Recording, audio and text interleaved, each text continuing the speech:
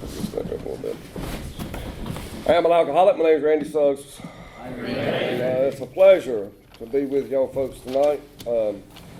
It's good to be in the program of Alcoholics Anonymous. It's been a good many years. My sobriety date is September 14, 2003. Since that day, I hadn't had to pick up a drink of alcohol or use any mood-altering substances, and that's a miracle within itself, coming from where I was at when I arrived here.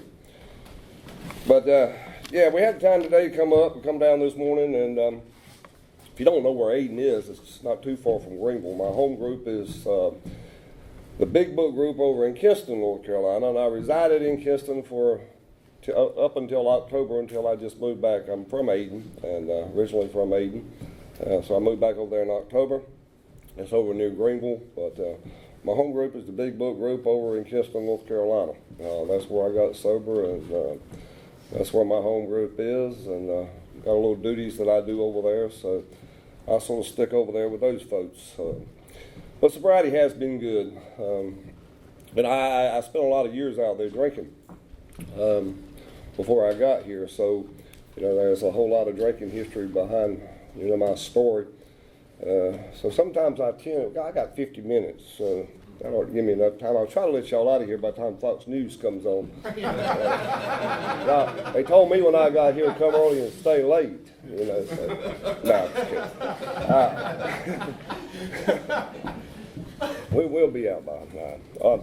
Anyway, it's a pleasure to be here tonight with y'all guys. We enjoyed it today down. We went around a few shops and enjoyed the day with my sponsor and Kevin. And Kevin, it is insanity sometimes.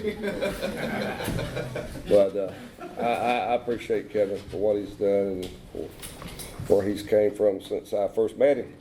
But let me talk about me. I'm supposed to be here to tell you what it was like, what happened, and what it's like today. And I'm going to try to do that in a general way.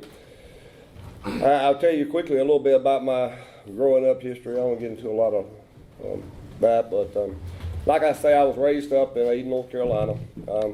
I come from a very good moral background. Wasn't a dysfunctional family there. Alcohol was not present in that home. I grew up in a family that they were Baptist people. We ain't got no Baptists in here, have we? That's good. But anyway, they're good folks. They say we're peculiar folks and abnormal. Those folks are very abnormal. But life was what it was. I had a good childhood. Like I say, alcohol wasn't there. Very religious, strict moral background, and that was good growing up.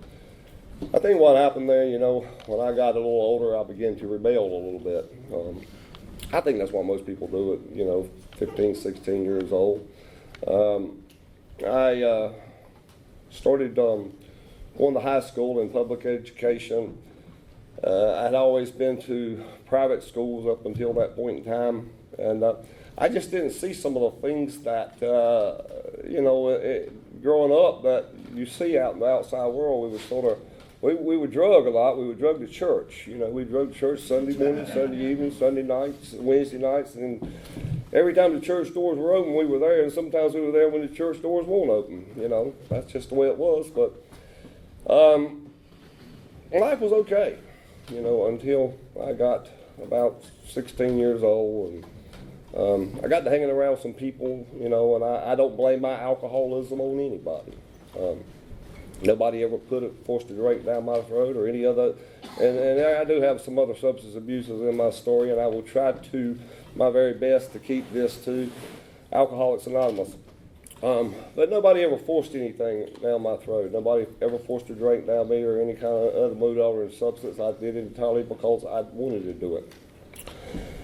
But I took my first drink actually at the age of 16.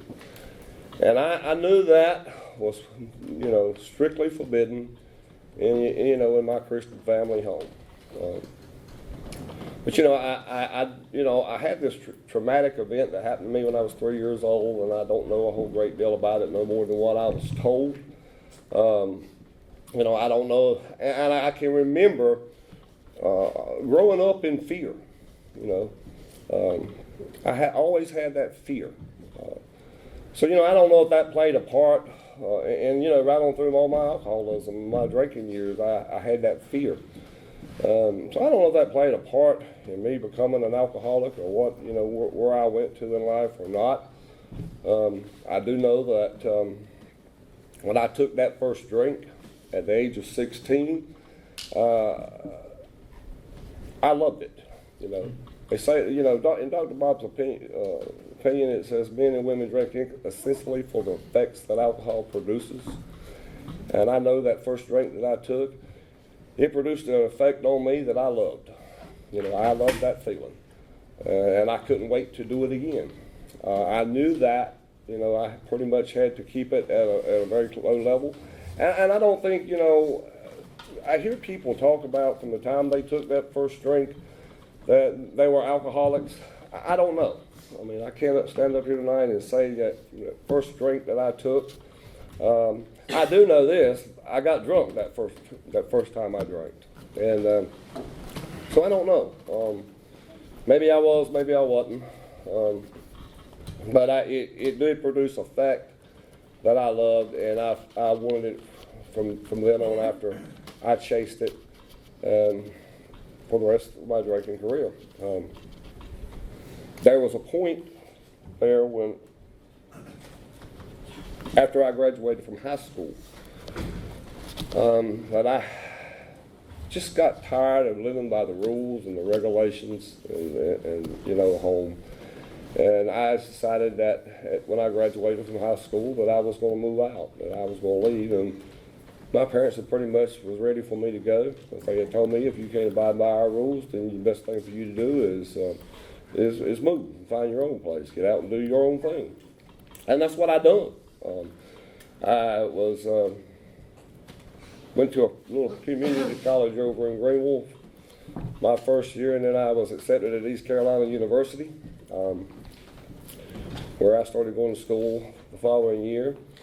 And I'd done pretty well that first year. But I found that life that I enjoyed so much, and it was at school. I found the drinking world. There I could drink like I wanted pretty much. I didn't have anybody to tell me how I could drink, when I could drink. I could come in what time I wanted. A lot of times, I'd stumble in the wee hours of the morning. And, school began to become a secondary thing. The party life had become my way of life. And, that way of life followed me right on up until I got here. But, I had some good times drinking. My drinking career wasn't always bad. Especially in those early years of drinking. I had some fun with it. Life was good. I had trouble. I didn't seem to be getting in any trouble with my drinking. I believe I maintained it to a certain level. But there come a time that the big book talks about in here where we cross that thin fine line that we fall into heavy drinking and into alcoholism. I know that there come a time that I began to drink more and more. Dr. Bob talks about, in the doctor's opinion, how this is a progressive disease. As I look back on it today, my alcoholism did progress. My drinking progressed over the years. And I found myself drinking more and more. That, and that's all I wanted to do. Any other thing was secondary to drinking. I began to not make such good grades in school when I was over at East Carolina. I was called in, and I didn't understand this. I was called into the dean's office when I was over there my third year over there, or third year, and I didn't quite understand it. He called me in there and he says, "Well, Randy," he says, "the reason we called you in here is that it's not that your grades are that bad, but here you have to show up for some classes. And I just didn't quite understand why I had to be in class, but you do. So he suggested to me that I'd take a little time off and figure out what I wanted to do in life, if I wanted to go to school or if I wanted to drink. And I think those folks knew that, I was doing some other things that I wasn't supposed to be doing. So I got a big resentment about that because I was like, how dare you, we're paying you all this money and you tell me I can't come to your school. So I got a big resentment, so I never went back to East Carolina. I began to start working. And I continued to drink throughout. And life still wasn't so bad, I didn't get into any trouble with my drinking, not at that point. But I continued to drink, and I remember back in 85 or 86, I believe it was, I got my first DWI. And DWIs is a big part of my story. When I got to the point where when I drink, I thought I could drive so much better under the influence of alcohol. I wanted to go all these places when I was under the influence of alcohol. I never wanted to go anywhere until I got under the influence of alcohol. and I began to start veering out, and I started driving, and, I got my first DWI. And, that was a real bummer. I just couldn't figure out how in the world. I figured these people had it out for me, so I got this first one, and to make a long story short, I went to court. No, I didn't go to court. I went and got a lawyer first over in Greenville, and he just told me, he says, Randy, I think that was in the spring of in April or something like that. And he said, Randy, don't worry about it. We'll get you some, privilege license. Go ahead, drive this summer, go to the beach, have you a fine time, but just don't drink and drive. That sounded okay, just don't drink and drive. Well, you know how we do, or I know how I do.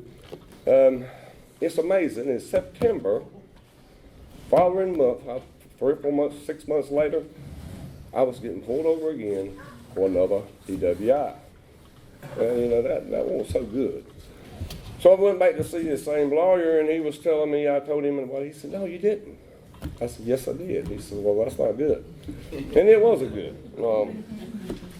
But, DWIs follow me, and I had a good time with the highway patrolman. I remember, and I'll tell you a little bit of this fun stuff. I don't want to get in a real long drunk log this evening, but, I had these fun times with these highway patrolmen, and they didn't find me too darn amusing.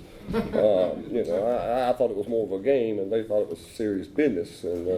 But I had this fun time with them, for some odd reason or another. And I got this fun idea one night that one of them was trying to pull me over, and I said, well, I had this nice, back in those days, I think they call them Toyota Supers with the flip-up lights with the T-tops, and I thought I had arrived, and with the T-tops and stuff, and, our fun thing would be to ride through the countryside of Aden and drink natural lights and pitch the cans out the windows, but I had no idea that I was going to be coming back that fall picking them up. Man, that was great. That was but I had a lot of fun with them, and they didn't find that stuff quite amusing. And I remember I tried to outrun a couple of them one night, and that one didn't work out too well. They got a way of getting your attention, so to speak, especially and with me, when I would drink, I would get so, I'm not that big, but I could get real big, and I could be real mouthy, and, and I thought I was 10 foot tall and bulletproof. Well, they have a way of, they sort of have a way of bringing you, humbling you, and they humbled me that evening. But, that's how life was. I was having a good time with it, but, it was a dark side. The dark part of that came, I got 3 more DWIs after that. And, drinking, I had a fun time drinking because I had friends that I drank with. But, those people that I drank with that were really, I thought were my friends, they didn't drink like I did. Some of them went on to finish college, get families, have a life, and when I'd go to see them, I'd be drinking, and I said, well, let's go drink. And they said, oh man, I can't do that. You know, I got a family. You know, that's what my life was, and it continued. But you know, that's what I wanted to do. And I got to a dark place where, you know, I didn't have a lot of friends. Friends that I had were drinking companions, and they really weren't friends. Now I look back at it. But my world got dark. I guess and there was a point in time that I got to tell you about when I went up to the state of Virginia. And I mean, I didn't know anything about geographical cures, but I thought people were actually trying to help me, and people tried to help me all along my drinking. I mean, my family knew that I had a problem, you know, drinking problem. Well, you know, theoretically, I didn't have a problem. If you people wouldn't bother me and leave me alone, and the world wasn't such a bad place to live, I wouldn't have to do all this drinking that I'm doing. I wouldn't have to do all these drugs and stuff that I'm doing. I would always justify my drinking by, it's always somebody else's problem. If you didn't had to grow up in the home, and I grew up in a good home that I grew up in, you know, I wouldn't have all these problems. Always justifying my drinking. But you know, I continued to drink. I went up to the state of Virginia for this geographical cure. I was working with this company, and my drinking had really escalated at this point in time. And I had a good job there with this company. They saw that I was drinking a little bit, and a lot of times I would come on the job and I had been drinking, and they thought it would probably be a good idea. They sent me up to a place called Christiansburg, Virginia. And the funny thing about this thing was, you know, I thought that was a good thing, because at that point in time I only lived about a half a mile down from where my folks lived. And, you know, they were always in my business and always talking to me and preaching to me about my drinking, and I didn't want to hear that. So I thought that was an excellent idea. I can move up there to Virginia, and I can do like I want to, I can drink like I want to, and I can do whatever I want to. And I won't have them people to bother me anymore. And I did that. And I got up there, and I got to this place in Virginia called Christiansburg, Virginia, and I sort of got settled in there. And first thing that was on my mind, where am I going to get me some alcohol to drink? And I went to this store, and I didn't see a lot of places where you could, like convenience stores that were sort of up in the mountains in Virginia. And I went to this man, and I says, well, where do you get alcohol at around here? He says, you don't. And I was like, what? He says, you don't buy alcohol in this county. He says, this is a dry county. And I was like, damn.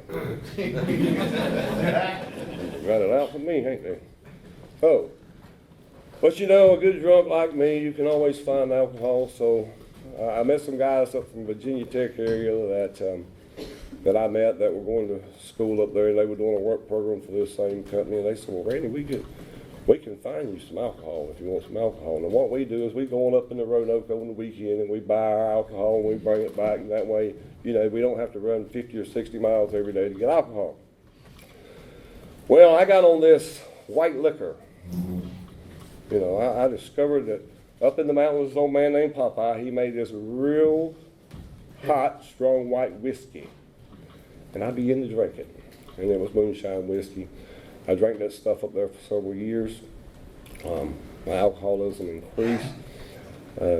I left there. I stayed up there 6.5 years.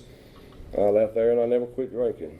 Now, that wasn't much of a geographical cure for a county that was a dry county, because I didn't have no trouble getting it. But, you know, I came back here in 1991, moved back over to Aden. I lost that job up there. You know, and I say all this, I'm telling you all this to say my life was spiraling down all the time. It was a downhill spiral from the more I drank, my life just spiraled down more and more. All my moral values, my self-respect was becoming gone. Everything the character that I had as a child, it was gone.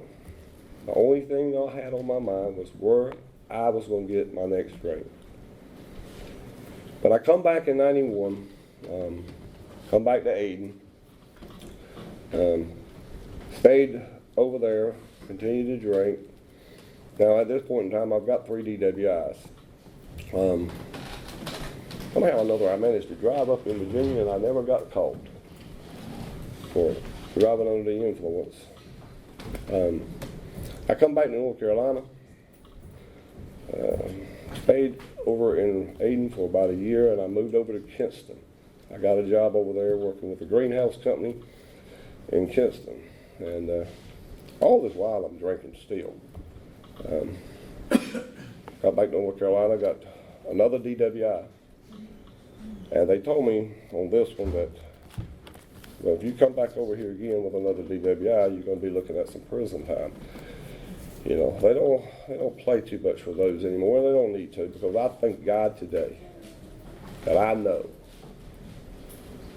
I didn't get caught every time I was out there on the highways. There was a lot of times that I was out there on the highways, driving in blackouts, driving drunk, that I didn't get caught. There was a lot of nights that I don't remember getting home. I couldn't remember if my vehicle was in the yard the next morning. Sometimes it was, sometimes it wasn't. You know, and I know, and I just thank God that I didn't hurt somebody out there. That I got in accidents. I tore cars all to pieces out there under the influence of alcohol. But I'm just grateful that nobody else was ever involved. Because I don't know if I could have lived with that today. You know, and it could have happened. It could have happened because it was a lot of those occurrences out there. You know, but moving along, moved over to Kinston, and began to live over there. That was just another escape. You know, that was just another getaway, another geographical cure, may you say. I thought if I moved over there, things would be better. I really met some real fine alcoholics over there, and they were in recovery. That's the people that I liked. They were my kind of people who drank. At this point in time, I had picked up another addiction that I like to call it the stem fast diet. Now I know what it is, because you use the stem and you fast all week because you ain't got no money to buy no food. But you know, I stayed in that addiction for probably 14 or 15 years. Also was alcoholic, drinking alcoholically. But you know, say all that, my world become dark. I was living out there. You know, the big book talks about we as alcoholics, we can't differentiate between the true and the false. And we think the life that we're living is a normal one. There was nothing normal about the way I was living. You know, my world was shattering, and I didn't even realize it. And I thought that was the normal way to live. And today, I thank God that I don't have to live that way because of a program that I found. 8:30, so I got to move on. But you know, there was a lot of those occurrences. You know. But you know, my world had got very dark. But I think for me, that, and you know, I never really ever tried to get any help drinking. You know, when I get those DWIs, they would send me to mental health. And God bless those people, they tried to help me, and I lie on all the questionnaires, or I thought I was lying. All you got to do is answer yes to one, and you're an alcoholic. You know, I didn't know that.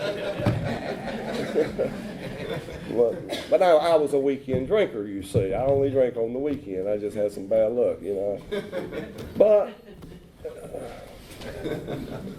things just got worse. And I think that I was in complete denial in my drinking. You know, I never really tried to stop. There would be occasions that I would stop for maybe a couple of days because I was around some people, like my family, that weren't drinking. And I was miserable being around them because I couldn't drink, or I could have, but I didn't want to around them. You know, I had lost where I didn't care about family. God bless my mother and my father who's gone on today, but you know, they tried to reach out and help me in the only way they knew. And you know, church just didn't do it for me. You know, I could go into the church and I'd be sitting there. Sometimes I'd go into the church and I'd be under the influence and thinking about what I was going to drink when I left there. So, that really didn't work for me. I guess it works for some folks, and if it does, I'm not being critical of that, but it didn't work for me. I go to church today because of this program. I've sort of found that spiritual side. This is a spiritual program. But I stayed in Kinston for 14 more years in addiction, living in this dark world that I lived in. I guess, the book talks about it takes what it takes for us. And it took what it took for me. Everything that I ever did, was for me. It took all that to get me here. I do believe. Whatever bottom that I had to hit, I hit it. It wasn't that bad of a bottom. I wasn't homeless. I wasn't financial broke. I had a job. I just spent all my money that I made on my job in alcohol and other substances. I'd find myself not being able to pay my bills, having to borrow money. And that's the way life was. But it was normal in my mind. The fog that I lived in. So what happened? What got me here? What got me in the program of Alcoholics Anonymous?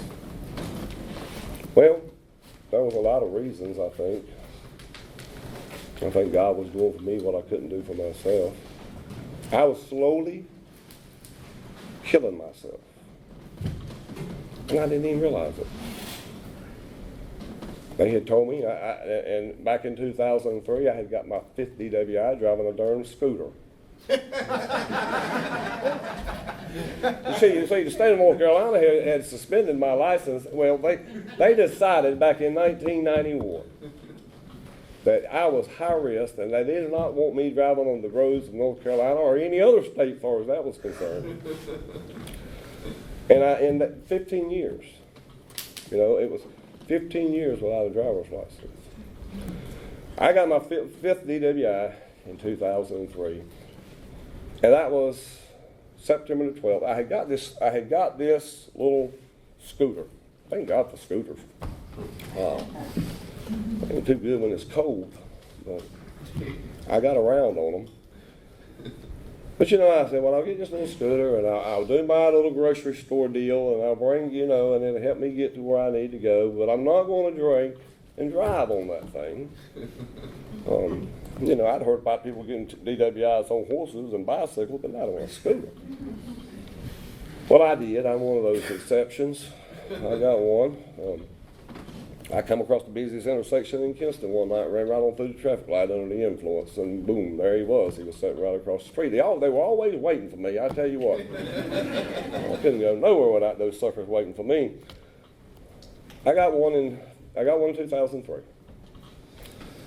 And I know that, God was doing what I couldn't do for myself. I was at a point in my life where I was a full-blown alcoholic. I drank every day. Every day of the week, I had to have some alcohol. Willpower, I had no willpower. I had no will to stop. I had to have it. I shook in the morning when I woke up. I always said I'll never drink in the morning. Well, I did. Sometimes I had to. And I remember getting that DWI that night. They took me up there to the Little County Jail. And I'd always call people because I did not like jail, because I had been in jail a lot because of, the driving under the influences. And I said, well, I can't stay here, not in this Little County Jail. I've heard some darn bad things about this place. Woo! So I called all these people that were supposed to have been my friends, that were supposed to say, Randy, we'll come get you out. Not one of them ever did. But I knew this man that I worked with, and he had a book similar to this, laid up on his desk in his office, and I had no idea what this thing was. It said Alcoholics Anonymous, and I said, that's not me. Not for me. I'm not an alcoholic. Just got a drinking problem. Well, guess who I called to come get me out of jail? This man. And I didn't know what this man was going to say. I mean, it was 11:30 at night, and I was calling him to come get me. And you know what? It was like when I called him, and I was like, Joe, he says, where you at? He said, you downtown, ain't you? I said, well, kind of, sort of, not really. He says, they got you on that scooter, didn't they? I was like, well, how did this man know this stuff? He said, what you need for me to come get you out? I said, would you? That would be wonderful if you would. He said, well, let me get dressed and I'll be down there to get you. I said, wow. Maybe I need to get him to be my friend. He come down and got me out. He planted a seed. You know, he didn't label me.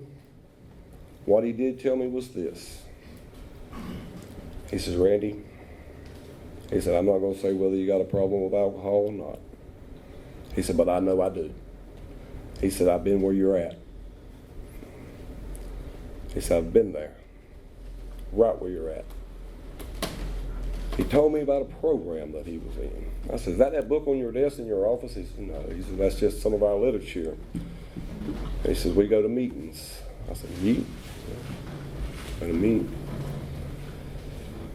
He says, anytime that you want to go to one of these meetings with us, he says, I'll come pick you up and we'll go to one. He says, and you know, he says, if you don't want to stay, you don't have to. He says, you know, we don't keep people there. It's just for people who want it. Well, I mean, I didn't really want it. I still didn't want to quit drinking. I just wanted the trouble to go away. I just wanted these highway patrolmen to leave me alone. But you know, that wasn't the problem. The problem was me. So, you know, I went home. He took me home that night. He wouldn't let me go get back and get my scooter. I wanted to go back and get my scooter because really what I wanted to do is go get some more alcohol because it had been a rough night. But he didn't. He said, well, I'm not going to take you back up there to get that. He said, but if you ever want any help, Randy, call me. He says, I'm going to tell you, he said, we're going to a meeting tomorrow night if you want to go. I said, oh, yes, I'd love to go to one of those meetings. That would be great. And you know what, folks, I got drunk one more time. I done other substances that day. I got just as drunk as I tried to. But it was something about it. There was something about that last drunk. I was miserable. And I know for me, and I believe I can actually say this 100%, I believe the alcohol had quit working. It just didn't work anymore. With all I could pour in my body and all the other substances that I could try to put in there, I could not find that contentment. And it quit working. I do believe. And that's how it was that night. I was miserable. I contemplated suicide. I wanted to end it all. It's too late to get in it, so I got to get into some recovery. And I'm getting there. I poured it on, and the funny thing about it is that day he came by at dinner time just to check on me and make sure I was still alive. None of my other old drinking friends never come back to check on me. And I was drinking. And he said, well, I guess you won't be going to a meeting with us tonight. And I said, no, we won't. But you know, this is what happened. Me and my higher power, who I choose to call God then, his last name don't end with damn. We had a little talk that night. Now, you know, way back in my childhood, I knew how to pray. And I believed in a God. I'd always believed in a God. The God I had been raised up with, he was punishing. And see, that's what happened. You know, I had went so far, I just didn't believe this God cared nothing about me no more. So I said, well, there ain't no need to worry about it.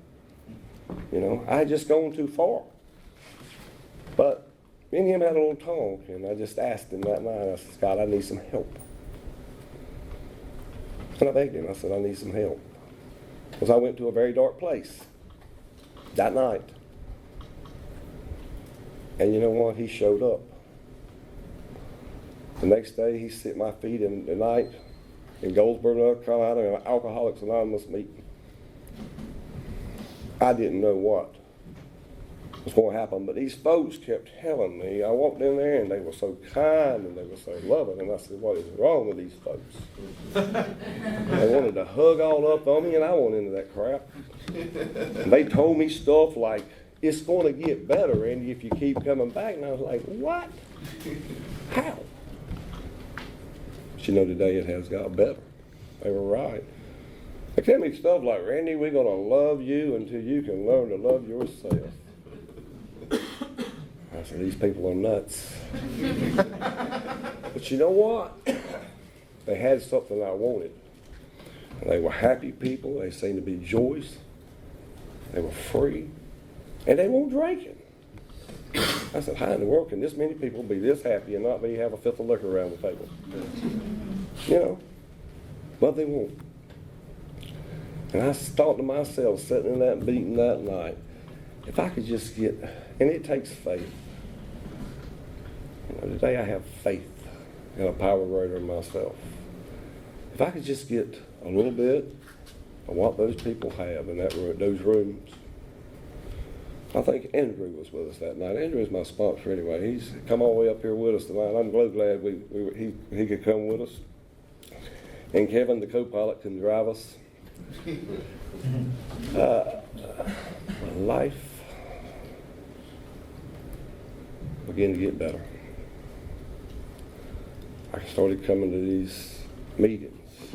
I said, well, I'm going to give these meetings a try, because I remember what Joe had told me. He said, Randy, he said, if you don't like Alcoholics Anonymous, he says, it just might help you with that court situation, because they already told me they were going to send my butt to prison.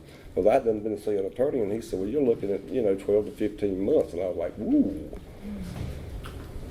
Well, I never spent a day in prison. I was charged with my 5th DWI, and I was charged. I had been in the program for 7 months, excuse me. And when I went to court, that DWI was tried like it was my first time offense.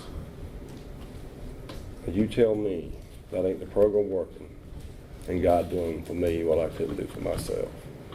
All I know is God had another plan. I got me a sponsor. Same sponsor that I have today. He laid the footwork for me. He made suggestions. We went to a lot of meetings. He still goes to a lot of meetings. We went to meetings every night. He's given me a good foundation in this program. And I'm grateful for that. Because I know today my life's changed. All because of a program called Alcoholics Anonymous and the people here. And a God today a God of my understanding, a God that loves me no matter what I do, and I make mistakes. I've been sober 10 and a half years almost, but I still need this program. I still have to have this program. I'm involved today, and he got me involved in service work. I began to go to the prisons, not right when I got in sobriety, because I had a lot of work to do. I wasn't even thought about it. I remember telling him one time, I said, I ain't going to no prisons. 4 years later, I was going to the prisons. Today I'm very active in my home group. They trust me with their money over there in Kinston. I could never have been trusted because, my addictions and stuff took all the trust and my respect and my moral values away. Today, people trust me. I lost my father in recovery, but I didn't have to drink over it. Being sober, I was there for my mother. Had a lot of good things happen to me in sobriety. I just was voted in as District TLFC coordinator. Kevin helped me a lot with that. Getting the scheduling done for over at Walter B. Jones and other different treatment facilities. We carry A in there. Those guys need it. You never know what you might say. And I do that because an individual planted the seed for me when I come and walk in the doors of these rooms. So I got to give it back in order to keep it. And we come up here tonight, and Kevin asked me a couple weeks ago, I guess it was, we were in McDonald's. I think we had been over to rehab. He says, do you want to go up to Aberdeen and speak? I said, you're going to get me to Aberdeen one way or the other, ain't you? I said, sure. We'll go down there and I'll speak. You know, I don't have a wonderful story, but, you know, I speak from the heart. Because for a man that's, his alcoholism and his addiction took him where it took me. But, you know, today I accept my alcoholism. Life is much better than it used to be. I don't get DWIs no more. It's amazing. I've been driving now. In 2007, I believe it was, I was 4 years sober. And I decided, and I went to my sponsor and I said, you know, Andrew, I said, I'd like to try to get my license back. And I think I went to him at 3 years sober. And he said, well, why don't you wait till you get 4 years sober? And I was like, huh? And we did. We waited. I got 4 years sober. I had a hearing before the DMV board. He went with me along with some other folks in AA. And they, you know, give me my license back with the exception. I could drive anytime I wanted to, with the exception that I blow in this little machine. Beep. It was a real aggravation, but you know, I had to do what I had to do. You know, I created that. Today I don't have the machine anymore in my car. I can drive anywhere I want to, and it's freedom. I didn't ever realize that driver's license was a privilege. You know, they're a privilege. What else have I got here? Recovery's been good. Just recently I was able to buy a double wide home, and I had some land over in Aden, and I set it back up on this land. And I enjoyed over there. I've been over there since October. Kevin lives with me, and that's a real nightmare, but I'm not just kidding. We do good together. We work sobriety. And it is good to be able to sponsor Kevin. I'm gonna talk. I don't want to swell Kevin's head, but I met Kevin in Kinston. I don't know. I forget what year it was, but I met him he come up to an AA meeting over there one night, and I was talking to him, and we talked on the phone a little bit. I didn't ever see him, but at that one AA meeting. And this is how God works in my life. And he disappeared off the face of the earth. I didn't know he would come back up here. I had no idea where this young man had went, and I often thought about him. And, I walked up to my home group one night, and I seen Kevin standing out front of the AA building, and it'd been over a year, hadn't it? And I said, Kevin. I said, how you doing? I didn't really recognize him to begin with because he looked different. And he said, good man, been in recovery, blah, blah, blah. And we got to working together, and you know, Kevin's been an inspiration to me. He really came in my life when I was sort of at a low. I told him that. But we work together. We do Alcoholics Anonymous. We stay sober. We fuss sometimes. We don't always see eye to eye. But you know what? It's been a privilege to be able to work with them. And that's what I do. You know, I try to work with other alcoholics. I try to do the 11th step. You know, I wanted to get into the steps a little bit, but it's still late. But I know today, I will say this, I know today that I am powerless over alcohol. And I know that today I can't drink, no matter what. But my life has gotten better since I've been in the program of Alcoholics Anonymous. Kevin, there goes your feather, son. But you know, the thing about it is, for me, is this disease, it don't matter who you are, or where you come from, or what kind of moral values you have, it will take you out of here. And I saw my alcoholism bring me down to the point where I just didn't want to live anymore. Today, I was going to read something, but we don't have time. Today, I live among the living. I live a very happy life today. Life's life, it shows up. Sometimes I have to, do the best I can. But I know today, even when I have the worst day that I think I possibly can, and I tell people this all the time, if I hadn't had a drink of alcohol today, or a mood-altering substance, I've had a wonderful day. Life shows up. But I have the tools and the big book and a God of my understanding today that I can get through just about anything that comes my way. I love the program of Alcoholics Anonymous. I love the people that are in Alcoholics Anonymous. They have become my people. Y'all are my people. I couldn't do this. I couldn't stay sober without you. People in these rooms, a sponsor, and helping others is a big part of my sobriety today. I have to help others because the reason I do it is because a few years ago, when I walked through the doors of Alcoholics Anonymous, those people were there to help me. And I walked in a hopeless individual, and they helped me. And they got me on the right track. And today, I wouldn't take nothing for this program.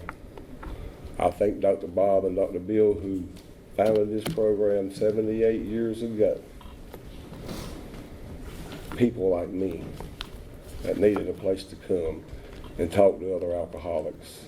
People like me that I can relate to, because I can't relate to the church folks. They don't understand me.